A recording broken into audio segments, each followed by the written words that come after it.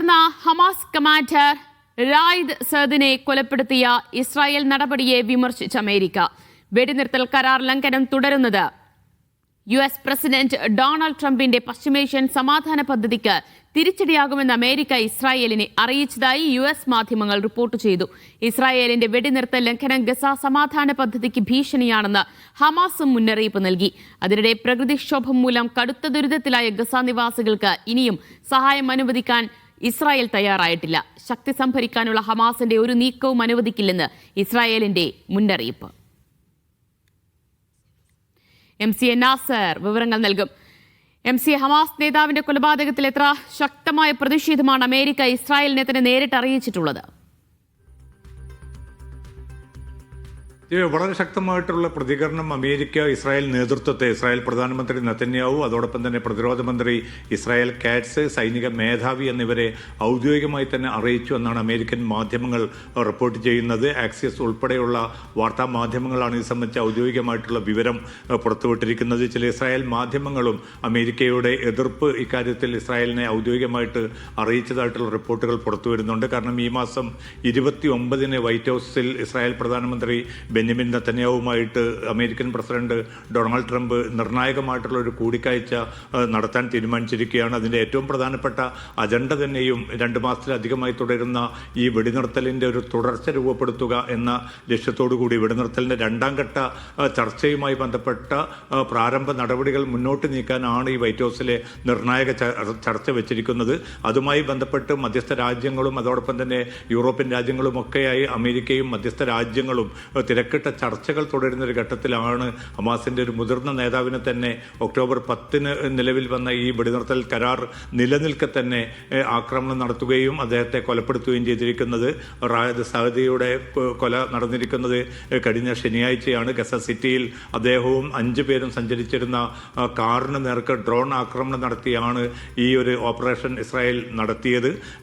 തങ്ങളുടെ ഏറ്റവും പ്രധാനപ്പെട്ട ഒരു കമാൻഡറെ വധിച്ച ഈ നടപടിയിൽ ഹമാസ് വളരെ ശക്തമായിട്ടുള്ള പ്രതിഷേധം മധ്യസ്ഥ രാജ്യങ്ങളെ അറിയിച്ചിട്ടുണ്ട്.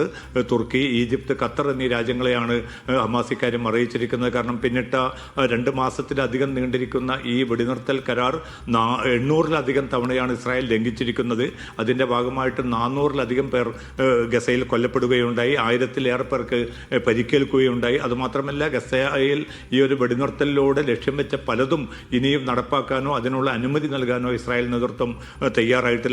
അതിലേറ്റവും പ്രധാനപ്പെട്ടത് റഫ അതിർത്തി തുറന്നുകൊണ്ട് കൂടുതൽ ഭക്ഷ്യവസ്തുക്കളും മരുന്നും ഉപകരണങ്ങളും താൽക്കാലിക താമസ സംവിധാനങ്ങളും ഗസയിലേക്ക് എത്തിക്കുക എന്ന ഏറ്റവും പ്രധാനപ്പെട്ട ഒരു വ്യവസ്ഥയായിരുന്നു.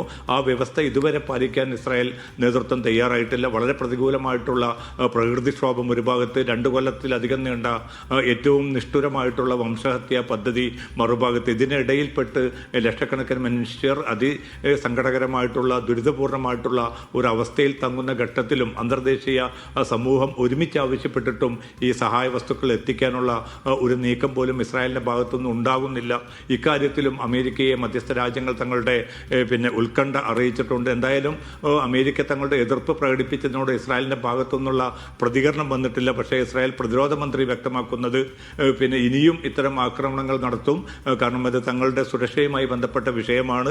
അതുമാത്രമല്ല, ഈ 2 കൊല്ലം പിന്നിട്ട യുദ്ധാനന്തരം ഹമാസ് കൂടുതൽ സൈനികമായിട്ട് ശക്തി സംഭരിക്കുന്ന ഒരു സാഹചര്യമുണ്ട്. അത് ചെറുക്കുക എന്ന ലക്ഷ്യത്തോടു കൂടിയാണ് റായിദ് സഅദിനെ കൊലപ്പെടുത്തിയതെന്ന ഒരു വിശദീകരണം കൂടിയാണ് ഇസ്രായേൽ പ്രതിരോധ മന്ത്രി നൽകിയിരിക്കുന്നത്. നിലവിലിപ്പോൾ ഗസ സമാധാന പദ്ധതിയുടെ ഒരു നിലവിലൊരു അവസ്ഥ എങ്ങനെയാണ്? പുരോഗതിയുണ്ടോ?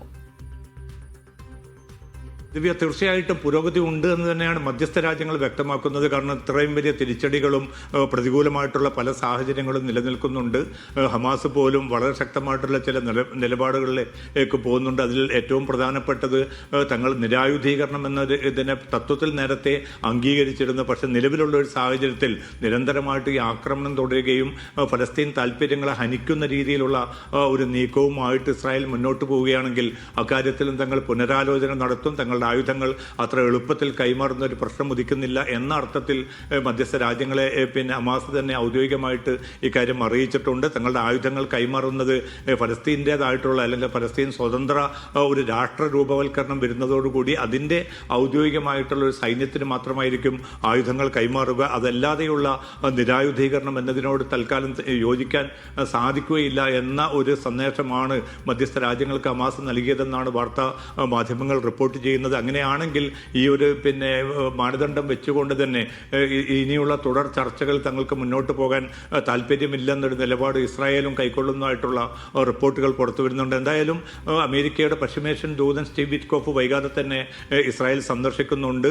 ഇസ്രായേൽ പ്രധാനമന്ത്രി നെതന്യാഹു അതോടൊപ്പം തന്നെ സൈനിക മേധാവികൾ, പ്രതിരോധ ഉദ്യോഗസ്ഥർ എന്നിവരുമായിട്ട് അദ്ദേഹം ചർച്ച നടത്തും. അതിനെ തുടർന്ന് മാത്രമായിരിക്കും 29 വൈറ്റ് ഹൗസിൽ നടക്കുന്ന ചർച്ചയിലൂടെ വെടിനിർത്തൽ മുന്നോട്ട് കൊണ്ടുപോകണോ എന്ന കാര്യത്തിലുള്ള കൃത്യമായിട്ടുള്ള ഒരു തീർപ്പിലേക്ക് അമേരിക്കയും അതോടൊപ്പം തന്നെ ഇസ്രായേലും എത്തിച്ചേരുക. നിലവിലുള്ള പ്രതിക്ഷോഭം എത്ര ദുരിതത്തിലാക്കിയിരിക്കുന്നു ഗസയിലെ ജനങ്ങളെ?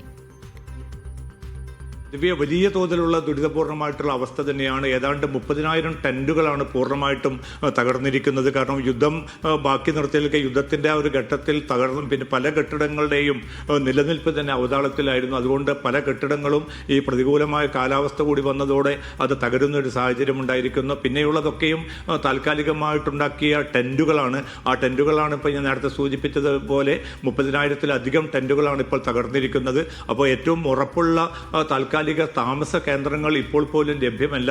അതുകൊണ്ട് തന്നെ ലക്ഷക്കണക്കിന് മനുഷ്യരെയാണിത് നേരിട്ട് തന്നെ ബാധിച്ചിരിക്കുന്നത്. അപ്പോൾ അവരുടെ സുരക്ഷ ഉറപ്പാക്കണമെങ്കിൽ, അവർക്ക് മെച്ചപ്പെട്ടൊരു ജീവിതം പ്രദാനം ചെയ്യണമെങ്കിൽ ഏറ്റവും ചുരുങ്ങിയത് ഈ താൽക്കാലിക ടെന്റ് സംവിധാനങ്ങൾ അവിടെ ഏർപ്പെടുത്തേണ്ടതുണ്ട്. അതോടൊപ്പം തന്നെ ഇന്ധനത്തിൻ്റെ ലഭ്യത വലിയ തോതിൽ തന്നെ പ്രതിസന്ധിയായിട്ട് മാറുന്നുണ്ട്. ഭക്ഷണം, കുടിവെള്ളം, മരുന്ന്, മറ്റു ഉപകരണങ്ങൾ എന്നിവയുടെ കാര്യത്തിലും വലിയ തോതിലുള്ള ദൗർലഭ്യം നേരിടുന്നുണ്ട്. അതുകൊണ്ട് എത്രയും പെട്ടെന്ന് ഇവ എത്തിക്കണമെന്ന നിർദ്ദേശമാണ് UN പൊതുസഭ പാസാക്കിയ പ്രമേയത്തിലുള്ളത്. അതോടൊപ്പം തന്നെ യൂറോപ്യൻ രാജ്യങ്ങളും അറബ് മുസ്ലിം രാജ്യങ്ങളും ഒക്കെ ഒറ്റക്കെട്ടായി തന്നെ ഇതിനുവേണ്ടി ശബ്ദമുയർത്തുന്നുണ്ട്. പക്ഷേ ഇതൊക്കെ തന്നെയും അത് നടപ്പാക്കാനുള്ള ഒരു താല്പര്യം ഇസ്രായേലിന്റെ ഭാഗത്തുനിന്ന് വരുന്നില്ല. റഫ അതിർത്തി തുറക്കുന്നത് സംബന്ധിച്ച അനിശ്ചിതത്വം ഇനിയും നീണ്ടുപോവുകയാണ്. അപ്പോൾ ഈ 29 നടക്കുന്ന വൈറ്റ് ഹൗസ് ചർച്ചയിലൂടെയെങ്കിലും ഇക്കാര്യത്തിൽ ഒരു തീർപ്പ് ഉണ്ടാകുമെന്ന ഒരു പ്രതീക്ഷയാണ് ഇപ്പോൾ മധ്യസ്ഥ രാജ്യങ്ങൾക്കുള്ളത്. അക്കാര്യത്തിലും ഇസ്രായേൽ പിറകോട്ട് പോവുകയാണെങ്കിൽ തീർച്ചയായിട്ടും കൂടുതൽ കടുത്ത നിലപാടിലേക്ക് ഹമാസും നീങ്ങും. അത് ഒരു നിലവിൽ രൂപപ്പെട്ട ആ ഒരു വെടിനിർത്തൽ പ്രത്യാശയ്ക്ക് വലിയ തോതിൽ തന്നെ തിരിച്ചടിയായിട്ട് മാറുമെന്ന ആശങ്ക കൂടിയാണ് ഇപ്പോൾ രൂപപ്പെട്ടിരിക്കുന്നത്.